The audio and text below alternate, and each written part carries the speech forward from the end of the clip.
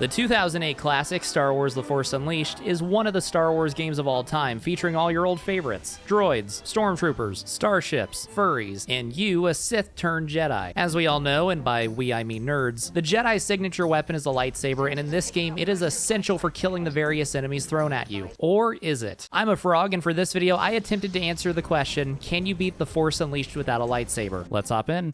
Our journey begins as Darth Vader on the Wookiee planet Kashyyyk, where he immediately chokes someone out in an ode to Tyreek Hill. Also, by the way, I was playing this on the standard difficulty Sith Warrior. Without a lightsaber, I have to heavily rely on my force powers, doing things like throwing objects at the Wookiees, throwing the Wookiees themselves, force pushing them, anything I could think of that didn't involve my lightsaber. I am still holding a lightsaber because I have to. I checked in the menu if I could unequip it entirely, but there wasn't an option. Shockingly, the developers didn't expect anyone in a Jedi game to not want this signature weapon of the Jedi. As I worked my way through the level, force pushing Wookiees into the abyss and destroying their poorly built structures that fall apart as soon as they're impacted by literally anything, I tried my hardest to not use my lightsaber out of habit. That was honestly the toughest thing about this entire challenge, but this level especially because it's essentially just a tutorial mission. The first real challenge comes at the end, when we find a disguised Jedi who's dressed exactly how you'd expect a Jedi to look. To open the fight, he was letting me toss him around like a ragdoll and send him in the air to fall from heights that surely should have broken every bone in his body. Due to the lack of realism in this game where you play as a space wizard in a made-up galaxy, I'm gonna have to give it a 0 out of 10. As the fight went on, he started blocking my force attacks. This is where I would start using my lightsaber if I could. He also started throwing his lightsaber at me, which I just had to eat because I couldn't use mine back to block him. But eventually, he let his guard down and I resumed my force attacks before triggering the QuickTime events. Every single boss fight ends with QTEs. Some of these involve the lightsaber. There's nothing I can do about that, but since you're cool and awesome and watching this video, I'm assuming you'll give me a pass. Or not, in which case you're stupid. In the Jedi's house, Darth Vader says he can sense his master, and the Jedi says sense D's nuts, before his son shows up and uses the Force, which makes Vader realize that this is who he was sensing. Vader takes the son with him, and we cut to 10 years later when he looks like Sid from Toy Story. Vader sends the now grown-up son, codenamed Starkiller, off on a mission to kill a Jedi named General Coda. On the way to his ship, he gets attacked by Obi-Wan, except it turns out to be his robot proxy who's programmed to kill him, and he meets his new pilot Juno, who he hates at first and definitely won't change his mind on. After doing a mandatory Force grip tutorial, we went to a TIE factory where General Coda was hiding out with the band of militia, and thus begins the first level of Starkiller. Starkiller is a very powerful Jedi who holds his lightsaber in a stupid way just to be different. He's not as powerful as he could be, and I wanted to do as much as I could early on to level up and unlock Force upgrades. So every level has side objectives, like this one's is to blow up the TIE fighters, and they also have hidden holocrons that give you various unlocks. Because you're Vader's secret apprentice, you're supposed to kill everyone who sees you, even stormtroopers. These guys aren't too difficult to take out, but it's mostly just tedious because I was constantly waiting for my force to recharge. You also fight Coda's militia, who are basically just the standard Star Wars rebels. Like, the main guys have blasters and wear the same dumb helmets. Then there's militia troopers that have stun batons. The most effective attack in my arsenal was gripping and throwing objects at people. Like here, I bowled a strike. My favorite method of killing was holding enemies over an edge before just dropping them. If you want to get really sadistic, you can give them backstories. Like, this is Paul, whose pregnant wife urged him not to join Coda's army, but he wanted to stand up to the evil empire and fight for what he believes in. Goodbye. At one point, the militiamen get the genius idea to throw up a laser gate that I can easily vaporize them with. I'm not sure what they were trying to accomplish with this. Some kind of ATST variant shows up, which I was able to take out by throwing stuff at it. I platformed around to grab some holocrons. I held this guy up in front of laser guns for a solid 30 seconds before finally getting him. I leveled up my powers and abilities, and I finally found General Coda. Coda was definitely stronger than the tutorial guy. I was only able to ragdoll him a bit before he started blocking it. There are a bunch of things on the ground, and I found that my best course was to chuck them at him. It's like trying to kill someone by repeatedly hitting them in the face with baseballs. I'll be honest though, he was a lot easier than I expected, and I took him down without much of a struggle. I was worried that this may be a running theme, but spoiler alert, the rest of the bosses are much tougher. In the cutscene, we get into a saber lock despite me clearly stating no lightsabers allowed, where Coda says he sees himself in Starkiller's future, then gets a lightsaber to the face and falls to oblivion. Instead of giving Starkiller a raise or something for killing a Jedi, Vader sends him off to a dumpster planet to kill another Jedi who, we come to find out, built his own Jedi temple out of trash, which is a good metaphor for Star Wars as a whole, and we're on to the second mission. Okay, so there's this holocron down below in kind of a treacherous spot. If you stand in the yellow, you lose health, but no big deal, I just went down to get it, then stood where it was safe. But I then messed up by gripping something and got shot by Rodian scavengers and dropped the thing I was holding on myself and fell in the waste, which did quite a number on me. That took me down to basically nothing, and immediately after I had my first death of the playthrough. But now having the power of Force Lightning, the second time around I wasn't playing around and I massacred every Rodian I saw. It's pretty dumb on their part because they're just here scavenging, and if you see a dude running around with a laser sword using magic, magic, maybe just stay out of his way for a bit and resume your scavenging later. Wait, what? You're here for the Jedi? Oh, well, go ahead, dude. We're just here collecting trash. Jawas appear with the Rodians too, and I briefly felt bad about killing them until I saw how fun it was to toss them around. And then we meet trash warrior guys powered by the Force that the Jedi uses as his own army. They're annoying because they teleport around, and when I was a kid, they scared me.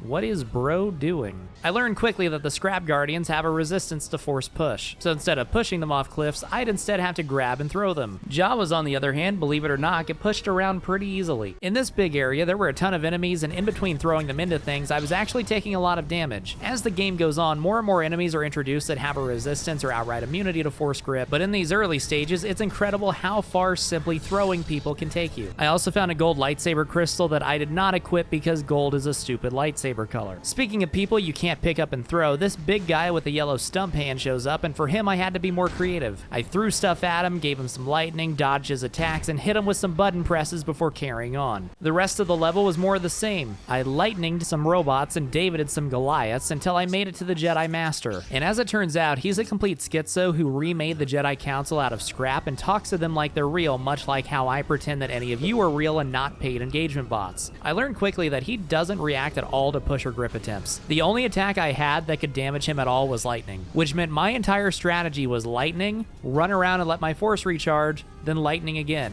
And he actually did a decent number on me throughout the fight. But again, he was no match for my pro gamer skills, and I managed to overcome him. In the cutscene, a white beam came out of him that looks like that meme about white people when Mr. Brightside plays at a party, and that's the second mission. Vader tells Starkiller that he has one more test, which is to kill Master Shaak Ti on Felucia, who's hiding out with her apprentice that doesn't look evil at all, and I landed in the Mushroom Forest for Mission 3. The Felucians are the most interesting enemy in the game to this point. They're a primitive tribe with a lot of numbers and often will have guys sneak up behind you. Some of the mushrooms are alive through magic and spit poison, and you come into this big chamber that has a lot of holocrons. The new force power you get in this level 2 is called Force Repulse, which would end up being one of the most essential powers as I got further in the game. After dropping the Felucians off ledges and collecting all the holocrons, I made my way out and I encountered my first shaman, who for the longest time I thought made all the other Felucians invincible until you took him out, but it was this playthrough that told me that no, that is not the case. I don't know why I thought that. There are also these big yellow guys called chieftains, but even bigger are the Rancors. They were too big to use force grip or push on, so I had to be more creative. What I figured out works well is a trick called lightning grenade, where you grab an enemy, hit them with lightning, then throw them and they blow up whenever they hit. And before I knew it, it was time for another QTE, and that's a Rancor down. I remember as a kid I was really bad at the QTEs, which is funny because literally all you have to do is press a button. I suck, oh my god. Just like that, I was already to Shaak Ti. This was the shortest mission to this point by far. I'm not gonna lie and say that this fight was super tough to hype up the drama. It wasn't. She had no defense whatsoever for Force Repulse.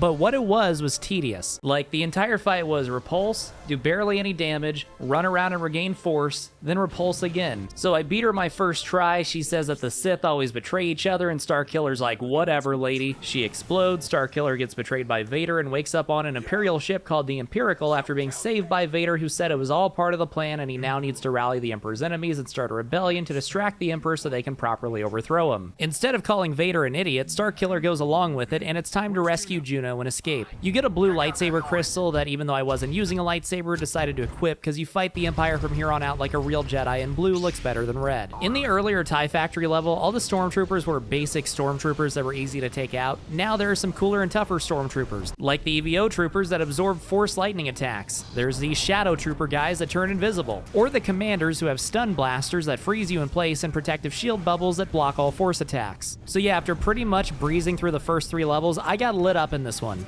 I don't think I saw red health once after my first death in level 2 until now. My main problem was figuring out how to deal with the Commanders that were immune to force attacks. The first one I threw something at and that didn't hurt him, but the explosion after did and knocked down his shield. The second I vaporized by hitting an escape pod with lightning. Problem solved for now. The toughest Stormtroopers by far are these big blue guys, Purge Troopers. You can't grab them, push them, or repulse them. And as I learned, if you lightning them with EVO Troopers nearby, they just absorb the lightning and protect it. I had another death here. After respawning, I learned that you can can take down a commander's shields with Force Repulse. That would come in handy throughout the rest of the game. This time, I showed no mercy to the Purge Trooper and hit him with everything I had and got through. Story-wise, Proxy the Robot programmed the ship to fly into a star, so time is of the essence, but there are a lot of enemies here and waiting for Force to recharge can take a while. After taking a couple minutes to kill everyone, I rescued Juno, who Starkiller suddenly cares about, and for some reason, instead of running as fast as possible to the ship before getting vaporized, they have a moment. When they do get to the ship, Starkiller says he needs a new master, and remembering what Coda said earlier, he decides to track him down. Meanwhile, on Kashyyyk, Princess Leia shows up for fan service, but anyway, Starkiller tracks down Coda, who's now an alcoholic on Bespin that says no one can beat the Empire and we have to escort him out. For this level, I unlock the power saber throw, which I can't use because, you know, video title. This level introduces these blue guard guys who are supposed to be tough but have no resistance whatsoever to your force power, so they're whatever. After grabbing holocrons, freezing guys in carbonite, getting some more upgrades, and killing Ugnaughts, I ran into the other type of guard introduced in the level, the Shadow Guard. The Shadow Guard is actually legit. He resists your force powers and has his own to use as well. But like every other enemy in the game, he doesn't take a box to the face very well. So yeah, I dispatched him, and that was the entirety of Bespin. It only took me 7 minutes of real time. Really short mission. Coda mentions that he has a contact in the Senate, but in order to get him to help, you need to retrieve something for him on Kashyyyk, but doesn't say what. We as the gamers know it's Leia, but Starkiller doesn't. For all he knows, he's after a Kenny the Jet Smith rookie card. Almost immediately after landing on Kashyyyk, Starkiller finds his childhood home and runs into the ghost of his dad, who says he never wanted any of this for him, and Starkiller's like, why did we move to the Wookiee homeworld instead of blending in somewhere like normal people then? But before getting an answer, his dad leaves to grab milk, never to be seen again. Given that Kashyyyk is a jungle planet, it's only fitting that this is where napalm stormtroopers are introduced, and they also have shields that protect them from force attacks, but just like the commanders, they can be taken down with force repulse. And then they're just as vulnerable as any other stormtrooper. An ATST showed up that I threw giant rocks at and electrocuted like a woman in a bathtub, and I continued working my way through, killing enemies and trying to collect holocrons, which unfortunately led to me making a strategic error in platforming and falling to my death. No matter, I carried on and made it to this trophy room place where I ran into a royal guard. They're the opposite of the blue guards. This guy's weakness is lightsaber attacks, but he blocks all force attacks. Given that I can't use my lightsaber and can only use force attacks, I'm at a disadvantage. I ran around the room trying to game plan, and you'll never believe it, but the plan I came up with was to throw things at him. Until finally, I got him off his game enough that I could throw him directly out a window, and that was that. I ran into Leia next, who was yapping about nothing until Starkiller realizes who she is and tells her to shut up and come with, but she refuses until you blow up the Skyhook thing to free the Wookiees. And being the noble Jedi you are now, you agree, which means I got to fight through some more Imperials and free some Wookiees, including this idiot who immediately jumped into a laser shield and got vaporized. There was a Purge Trooper that another Imperial shot into a shield too, though, so that was cool. I made my way to the Skyhook. There are a lot of Purge Troopers and regular Troopers and Sniper Troopers and Super Troopers and Koopa Troopas and everyone else. I made use of lightning grenading enemies as well as the classic throw stuff strat, which was so successful that I pretty much obliterated the main boss of the level in a single throw. So yeah, that was Kashyyyk. The Wookiees love me. Coda said great job, but his contact went to Felucia to find Shaak Ti, and now Jimmy Smits is captured and we gotta rescue him. Backtracking type levels with repeated environments get a lot of grief in gaming, but I love this kind of thing where you return somewhere you were before and see how much everything is degraded. So now the Empire is trying to occupy the planet and all the Felucians are corrupted by the dark side, and it's not a really good place to be. But after killing more Imperials, grabbing some holocrons, and saying howdy do to an ATST, I made it to the Sarlacc pit where you fought Shaak Ti, except now the Imperials have it chained up in like an excavation with an elevator in the middle going inside of it. So you go around electrocuting these things and fighting some bad guys, and then you take the elevator and we are inside of the Sarlacc. You're supposed to turn on these lights with Force Lightning, which I knew about and I thought I hit it and it was turned on, but I was incorrect, and that did a number on my health. It didn't help either that every 5 seconds Juno came on the radio with seemingly no understanding that I might have bad reception inside the stomach of a pit monster. There's this bit that operates like red light, green light, and then we're back out like nothing happened, easy peasy. I fought some more Felucians and Imperials and Rancors until I finally found Jimmy Smits, who was being held captive by Shaak Ti's obviously evil apprentice and her pet Rancor, which was by far the toughest boss of the game to this point. I can't grip or push him or throw my lightsaber. I had two options, Force Lightning or throw stuff. Unfortunately, lightning does hardly any damage, and there's nothing in the arena you can throw except for the apprentice herself, who only appears every now and then and throws her lightsabers at you. This fight took me forever. Everything was inefficient. I did manage to get him down pretty low, but then the Sith ambushed me and the Rancor hit me while I was down, and it wasn't long after that that I was handed yet another death and had to do it all again. The second time I had a better understanding of the attack patterns and stuff, and I managed to land most of my attacks without taking any damage at all. But it still took a a while. This fight alone took me longer than the entire Bespin level, but I did finally take out the Rancor, and then the infight versus Maris Brood was really easy. I beat her, but let her go because Starkiller must have a thing for goth chicks, and Jimmy Smits is rescued. He tells Starkiller and Coda about the scummy defense attorney he hates named Ellen Wolf, but more importantly agrees to join the rebellion. Starkiller talks to Vader, which Juno walks in on and understandably has a problem with, and they travel back to the trash planet Raxus Prime to blow up a Star Destroyer shipyard. I got to fight my old pals the Rodians again. There were Imperials too now. I'll be honest, none of this was hard. Like, at this point my character was pretty well upgraded and I had a good feel for how to take everything out, which oftentimes was just throwing stuff at them, and I made it to the top of the facility with no problems. But once there I ran into a Shadow Guard. He was blocking all my attacks and grabbing me and gave me some health damage before revealing it was Proxy trying to kill me. He keeps cycling between various enemies you fought already, like Maris Brood, General Coda, and Shaak Ti, and after taking down his health almost all the way, he assumes his ultimate form,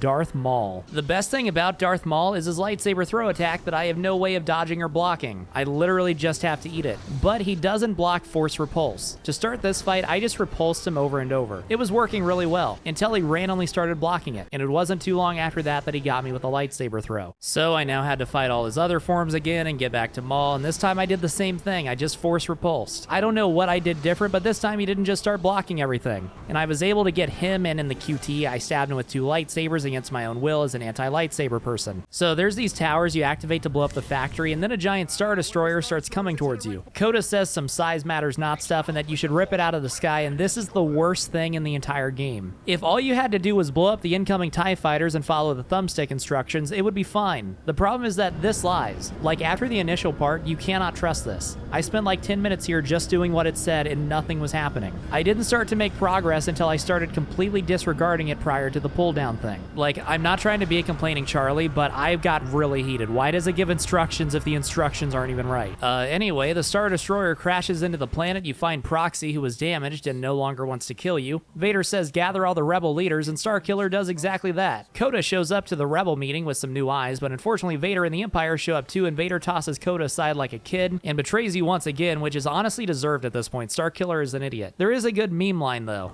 You agreed to stay away! I lied.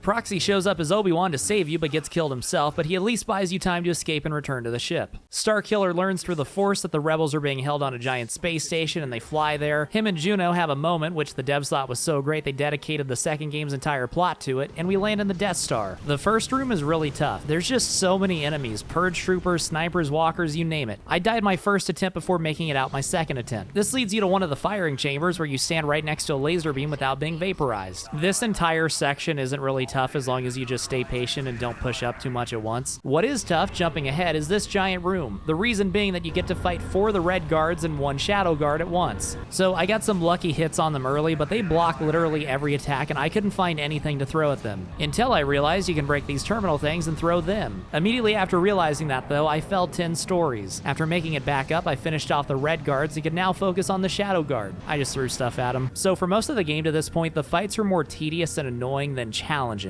Like, yeah, the game is designed for you to use a lightsaber, and some of the fights are made where that's the weakness, but I could still work around them. But now I had to fight Darth Vader, and this was really, really tough. Every 5 seconds, he would grab me and throw me around. He would block all my powers. The only way I could damage him was these lightning battle things, and managing to get behind him and lightning him directly for like 4 seconds. The first phase of this fight took me a bit. In the second phase, I couldn't use any powers on him directly at all, but there were these things I could throw at him, which did do a lot of damage. After dealing with a solid minute of him just trying to throw me, I made it to phase 3 where the only way I could do any damage was with lightning, if he didn't block it. And he kept throwing his lightsaber at me, which I had no choice but to eat. He kept trying to throw me, and he finally did because I forgot how to button mash, which put my health here, and then he hit me with another lightsaber swing, which got me literally down to nothing. I thought I was dead at first. I didn't even realize I was still alive. I kept spamming anything I could to try to do something until I got in a lightning off. I had to win this or it was Jover. Thank God, and I hit him again with lightning, which got me to the QTE. After hitting buttons, I managed to defeat Vader with literally no health left. That brought me to the throne room, where I had the choice to get revenge on Darth Vader and become Palpatine's new apprentice, or take out Palpatine and free the rebels. I chose Palpatine because I have a conscience, when it doesn't come to enemy NPCs. I'm not gonna hype the Emperor fight at all. The Vader fight was the climax. This was super easy. I just used lightning. He throws some guards at you that just serve as free health. Surprisingly easy fight. After taking him down, he's still alive, but Coda says not to kill him because Coda's an idiot. But at least he's consistent, like remember when he let the captured Stormtrooper go at the start of the game? Oh. Sure enough, after turning his back, the Emperor gets up and the rebels escape, but Starkiller dies. The new Rebel Alliance is formed officially and Juno looks off. Who cares? So yes, I beat the game without using a lightsaber, and it was more annoying than difficult, but whatever. Nice job on the game, Hayden Blackman. If you like this video, click the video on screen to see another banger from me. Thanks to my patrons for supporting the channel. Goodbye.